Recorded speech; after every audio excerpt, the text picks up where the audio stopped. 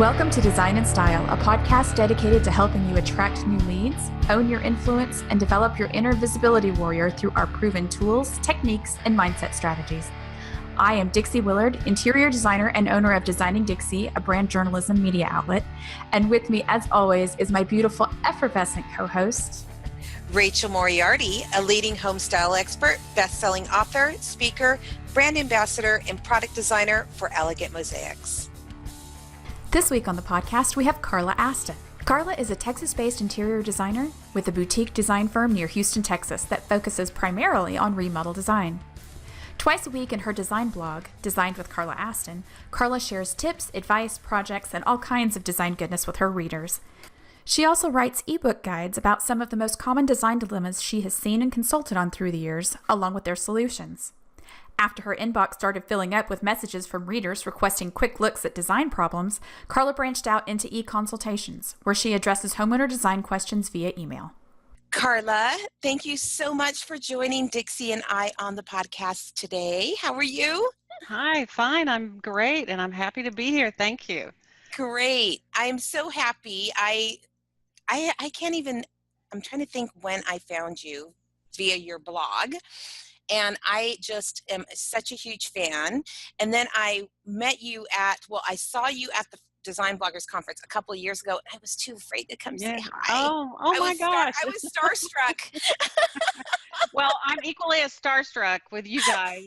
You're becoming such celebrities online and all over the place with everything you're doing. So. Oh my gosh. You're so pleasure awesome. to be here, and thanks for having me.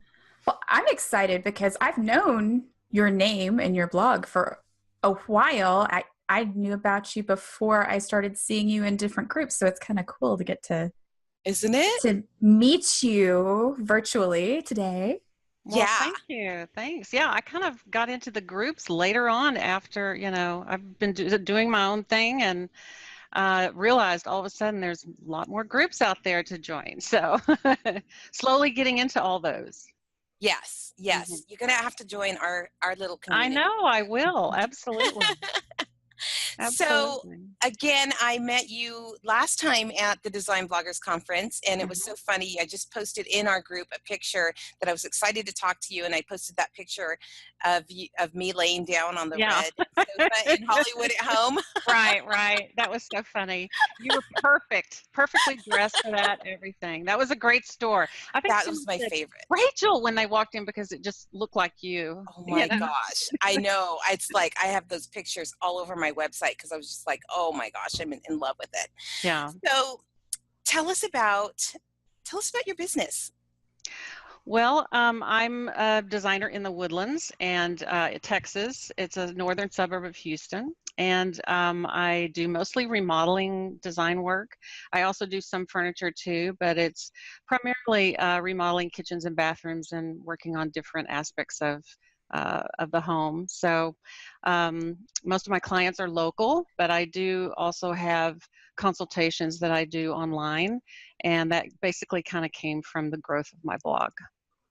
I was telling Dixie, can you explain how you do that?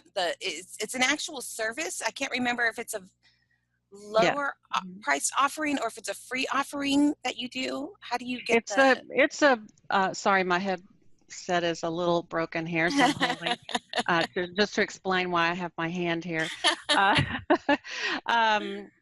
It's a paid offering, and what I found was that I was just getting a lot of questions and emails and comments and people asking me real design questions on projects. Right. And also Google was serving up my blog as a resource, and so people were sort of one-time visitors, or just coming for specific questions, and they would come to posts that address those questions. And so I felt like, it's sort of like when you look at Houzz, people are always asking specific questions about their projects. So I felt like that was sort of a need, and that I could fill that pretty easily because I was doing it anyway. And so I thought, I need to make money on this somehow, find a way to to capitalize on it a little bit, because it takes a lot of time and energy, and sometimes things can get quite in depth. So I do offer like an up to 5 question type email, and It's 175 for, I tell them it's a 20-minute email kind of thing, but it actually ends up being more like an hour and a half sometimes Yeah. because by the time you read That's a everything and lot. look at all Yeah. the pictures, I tell them I limit the pictures that they can Yes. upload. I do only 5, and then, try to minimize what they, want, because it can grow to be quite a big deal. So anyway, I've found it very helpful. It's fun. It's something easy for me to do. I do it at night, weekends, just kind of at my own leisure. And it's just kind of a way, I'm kind of, leaning toward less face-to-face client Yeah. work. And so Yes. this is kind of steering me a little bit in that direction. Mm-hmm.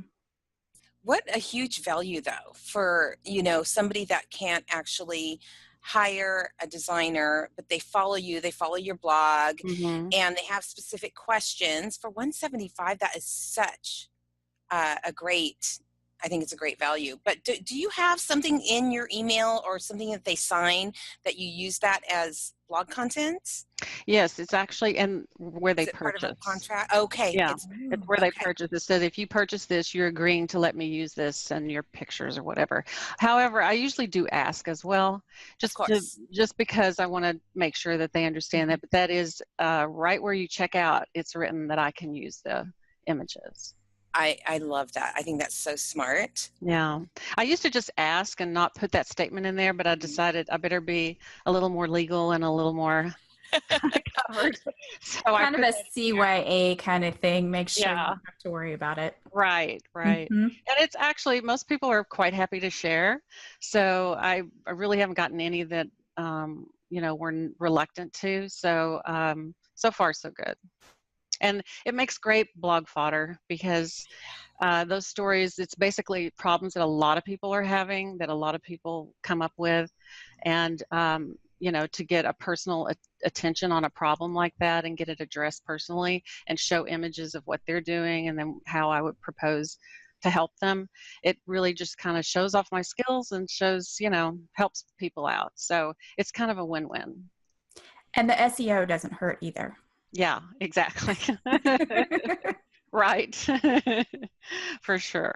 Speaking of SEO, how many people do you have on? You have a very large following on your blog, right? You have a ton of traffic. Well, it varies, time of year and everything. And also it varies with how the social media sites are steering traffic to Right. you, So it has been bigger in the past when Pinterest was going strong, because I got a Yes. lot of my traffic from Pinterest. Now it's cut down, but I would say I get around 200,000 unique views a month. So That's something like that. so crazy. No big deal. Just about. I know. That's unbelievable. Well, it's like I said, though, it's kind of bouncy traffic because Mm-hmm. a lot of my content is geared to help people and to answer questions. So people that come to me either from Pinterest or from Google are looking for one specific question. They're not looking for an ongoing relationship or to Right. read my blog constantly. So Right. it can kind of be a little deceiving that way. People Mm, think that every blog post is going to get hit like that, and it's not. mm.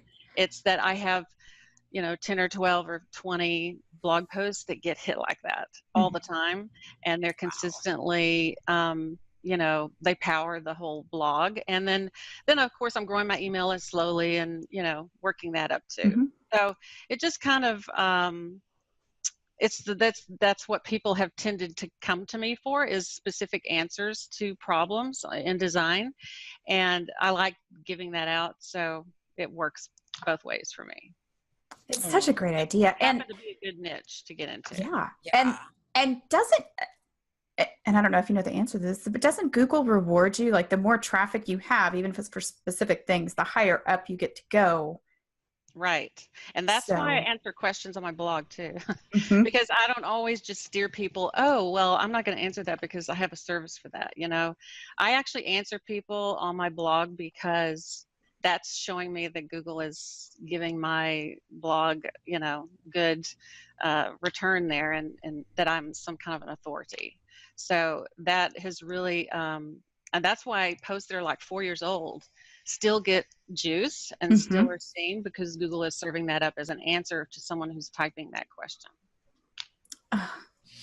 Hashtag blog goals. Hashtag I need to turn the comments on my I know that was on. I was So Carla, I swear, listen, people say this all the time. So when I first started, so in 2015, I took mid 2015, I was working as a banker, and I started, I took the leap and started doing design, and I started my blog, right?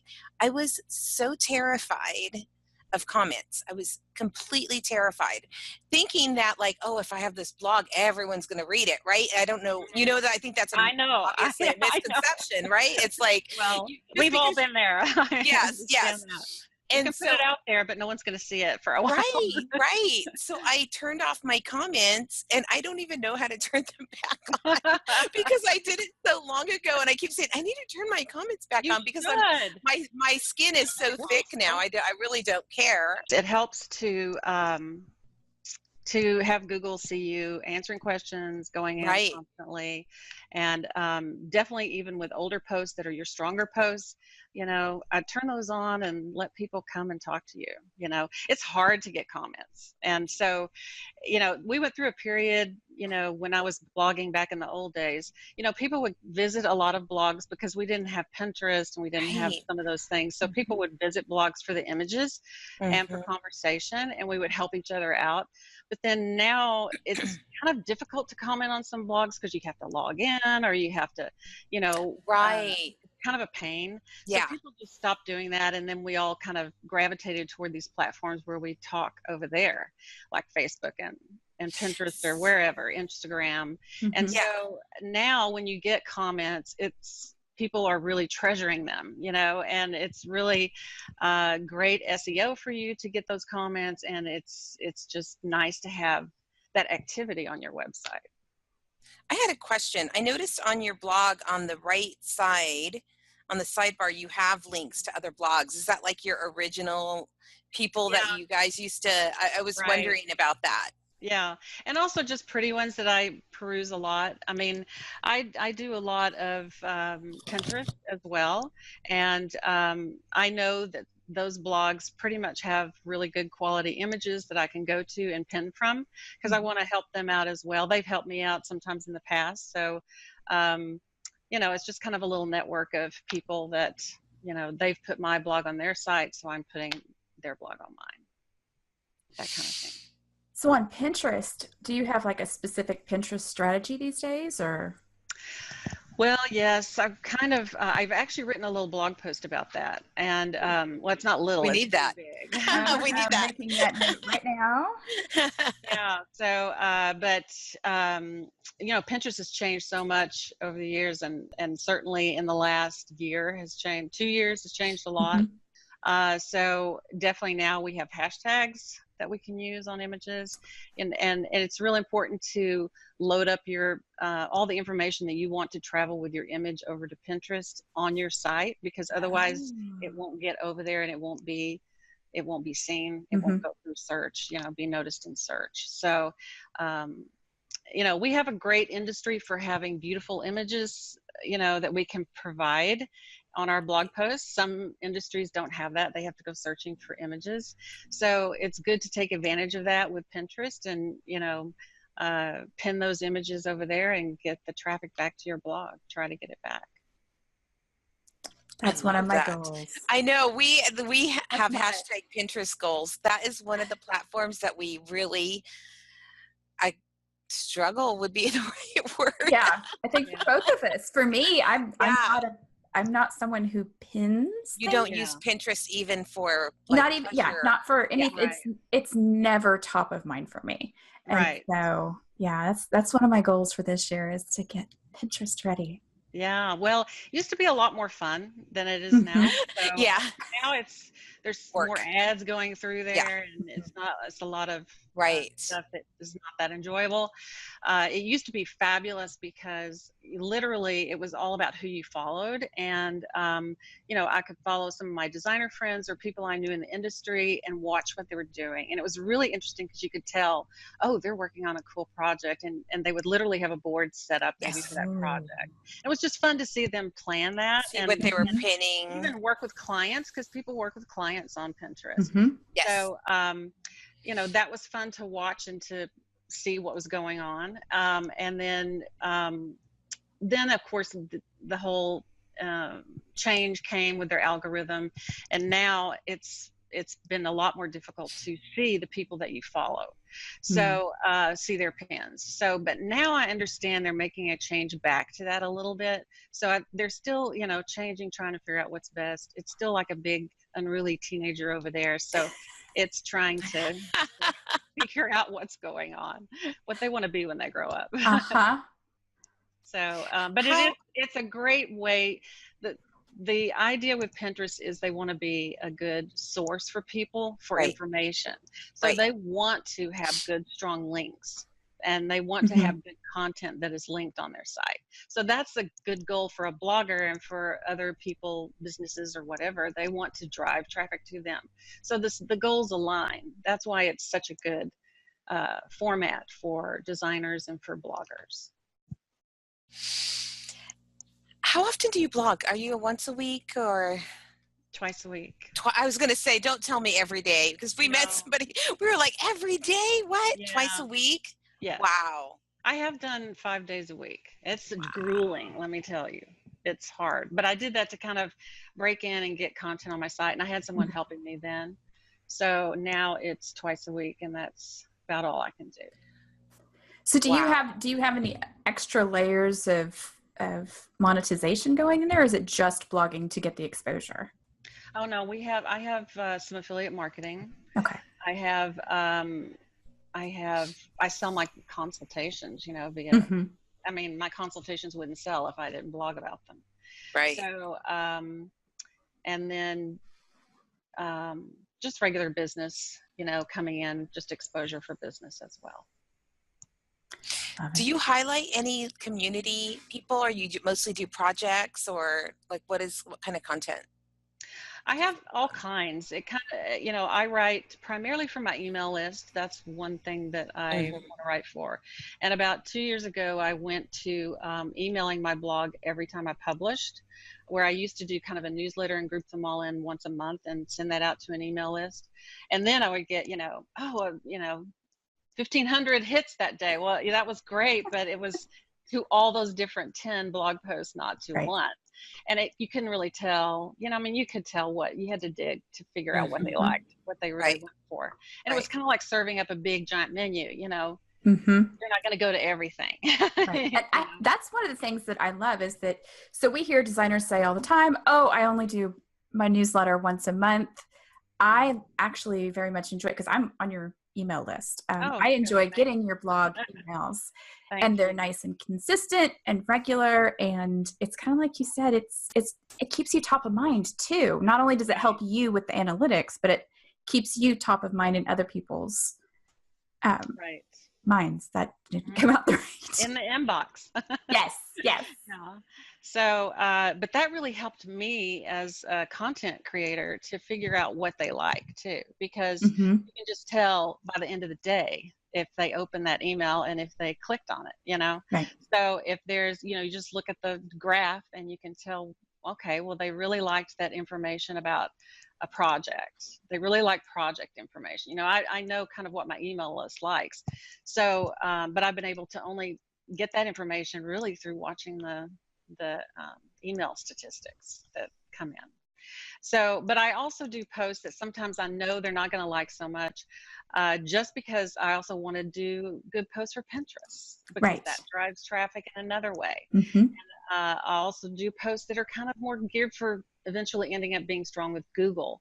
So I kind of write for different reasons, and there's a variety of posts that are on my blog. I write, I visit show houses, and I visit and feature other designers sometimes. So that drives traffic because their images are good.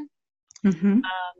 And also that informs people and it drives traffic to those show houses. I've actually gone to local show houses and the people said, oh, we had a bunch of people come because you wrote about our show house. Thank you.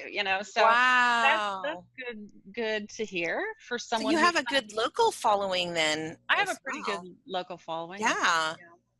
But it obviously, if you're wanting to get into brand sponsorships and getting paid by brands to publicize things and to write about product as a blogger, then that's an important thing to use that's an important thing to do, is to write about brands, about products, about different things that we're all working on in the industry. So that's another thing that I've done a little bit of, is done some brand sponsored post as well.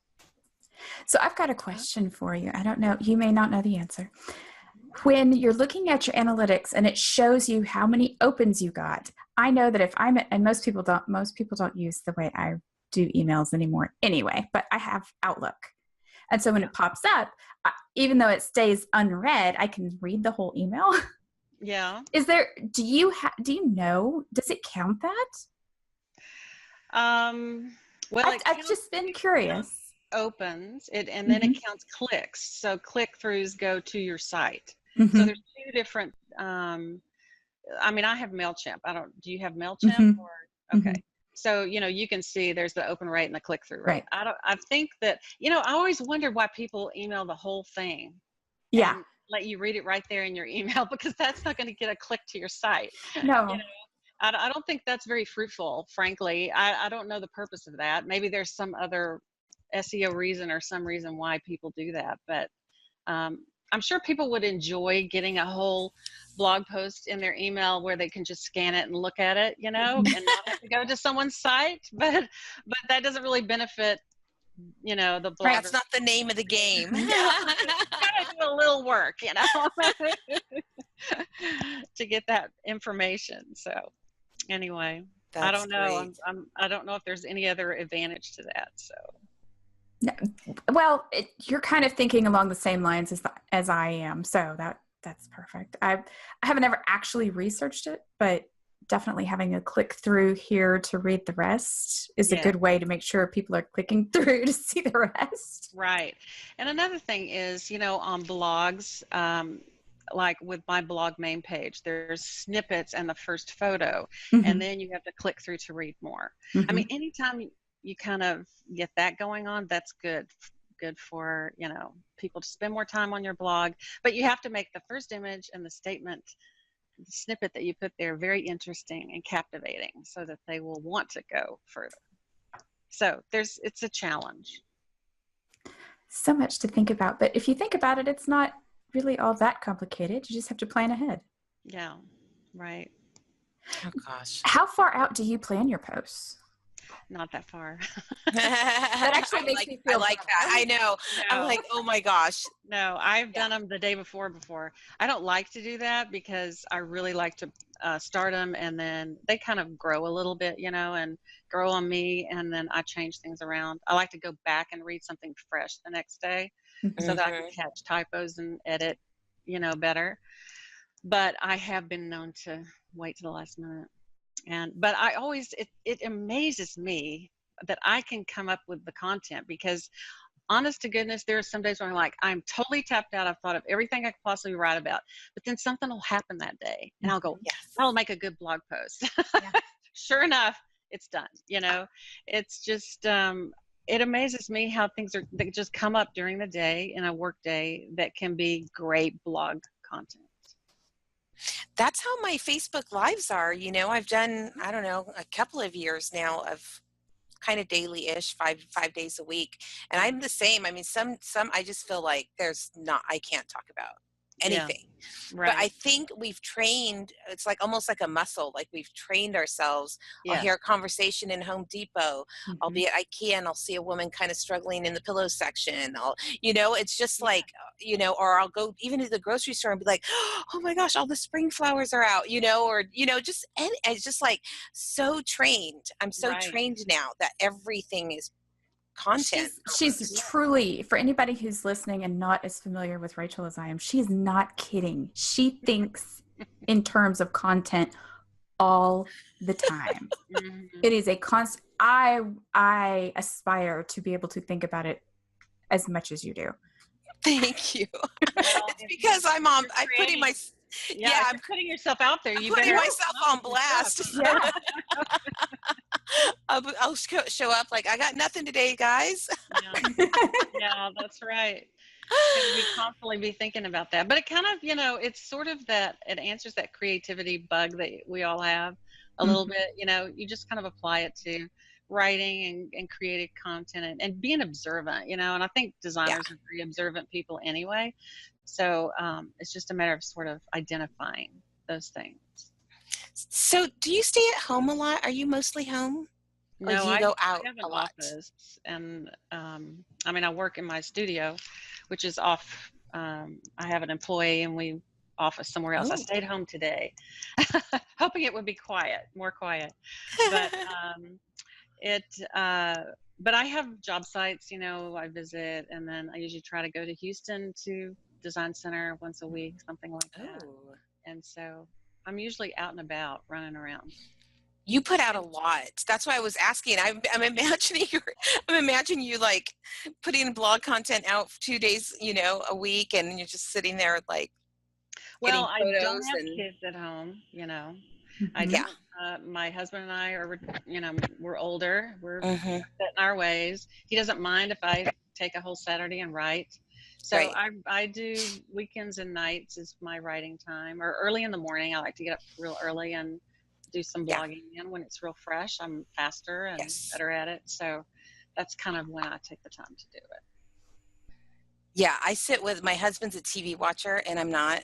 So, but I'll sit on the sofa with him, but with my laptop, and I'm like, always kind of not working, but doing stuff like editing photos, or I'm always doing something, but just so I can like be in his presence. But I'm not a big TV watcher. Yeah. So I guess I guess what I'm saying, I'm a workaholic. Wow. That's another word for it. So Carla, do you would you say that the more that you blog, the easier it gets? Yes. Although it's still difficult, but you definitely get into a routine of how you put up a post, and the steps and processes you kind of have to go through. There's sometimes things I made a big mistake on my last blog post I just sent out, and I've been highly distracted with a lot of my mother-in-law had a stroke, and we're getting her into a facility, a assisted living thing. And so I've been highly distracted with that, but I just kind of forgot one whole step in the process of doing my post. And instead of having the snippet show up as it was supposed to in the email, it just printed the whole darn blog post in the email, which is just like what we were talking about. Right. And I never intend to do that. It was just a step that I forgot to do. So, but typically, I kind of have my processes and steps that I go through. And last is sort of going in there and really editing the names on the images, the titles of images, and also, captions, which also travel over to Pinterest. All that stuff is kind of done at the end. But I try to get the title right at the beginning and kind of do some of those major things, and then I massage the body and then move images around a little bit after they are uploaded. So it's just kind of I love the way you talk about your blog. I massage the body, and I so peaceful and calming. I know. I was like, I kind of felt that on my shoulders right then. Oh, that would be nice. Yes. Well, I have to say, Dixie and I have this course that we teach called Visibility Warrior, and it's the 9 C's that we we talk about because we love alliteration. Mhm. And you hit so many of them. I mean, one of them is consistency. Right. And so, I mean, you are just amazing at that. No wonder you have so much traffic to your blog, because you've just been so consistent about it.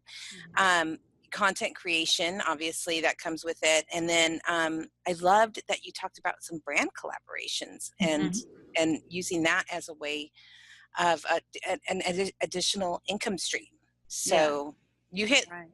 I'm like, every time you hit a C, I'm like, oh, Carla another one. knows what's going on. There you I like me some Carla. There you go. Well, we have to always be thinking ahead, and we can't, if you're going to build something that's powerful, you need to think about monetization. And monetizing a blog is hard. I mean, it is a whole different business. Right. And it's a real conundrum for designers to get into that whole affiliate marketing thing. Yeah. Because, if you're a designer in a traditional sense where you're selling product, you really don't want to be linking online to all these products that people can just go buy right there. So it's a delicate balance, and it's kind of tedious how to wade through that. So, affiliate marketing isn't necessarily the answer for every designer, and it's not necessarily something that every designer would want to investigate. It is nice to have, though. However, I've found it useful with some of the e-consultations I do. I'll send them links to things, and I'm in reward style, so I can do some of those. It's easy for me to just grab some links to send to them, and I always tell them, I get about 5% of this, whatever, as a little incentive or whatever. So, but this is what I would recommend for you. They may buy it, they may not, but that little bit of money is nice tip money, and it's not something that's necessarily resting on my blog. It's just something that I'm offering up. So anyway, it's just it's complicated to do both of those. That's another C we need. We need another C. We need another C for that. Complicated. Yeah. Complicated. That'll be number 10. Yes. Well, actually it is, because your concoction is picking the things that are right for you. Yes. However it is that you're getting visible. And that can be complicated if you haven't done all of the work ahead of time. Yeah.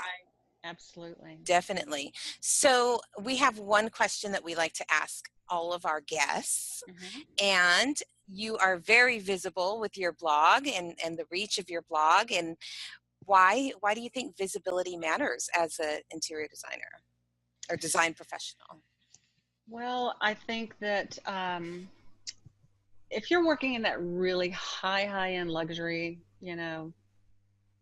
really high-end luxury level, I don't think you need it's more like you need just someone to invite you into that group. But if you're working in any other part of the business, you need visibility, and you need to figure out what you're comfortable with and what the best way is to get that and to reach people. Because every one of my clients has read my blog. Every one of my clients has come to me through my blog. That's my avenue, and that's my way that people come and get to know me. But they take advantage. It's a good way to introduce yourself to people, let people know how you work, let people know how things work in your business, with different processes and procedures.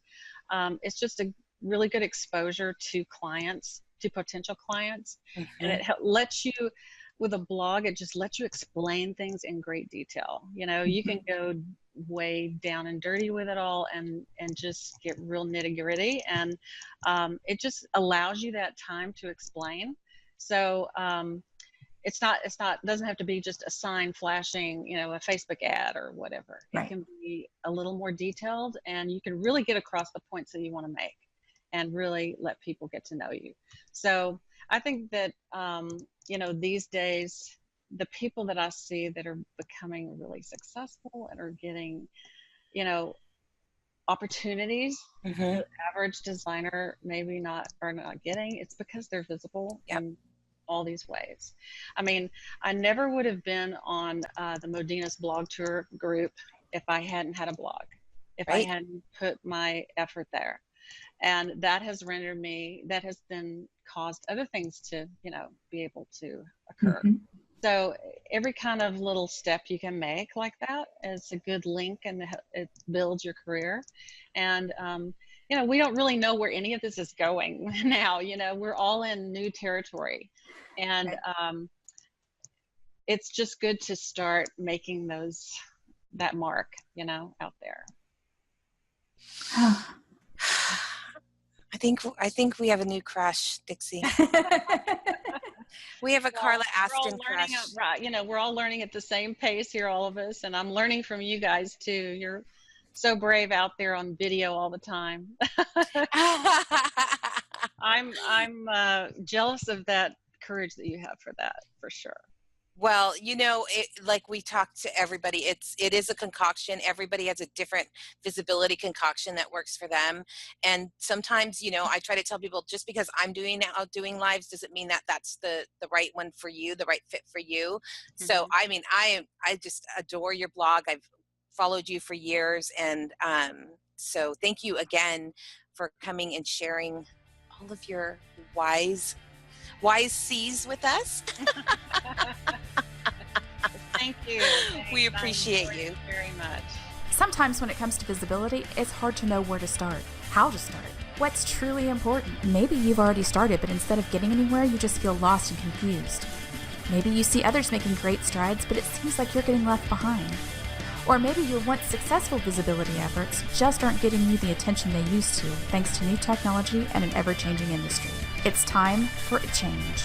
It's time to take control, to stand up for yourself and your business. It's time to become a visibility warrior. Join us today at visibilitywarrior.com.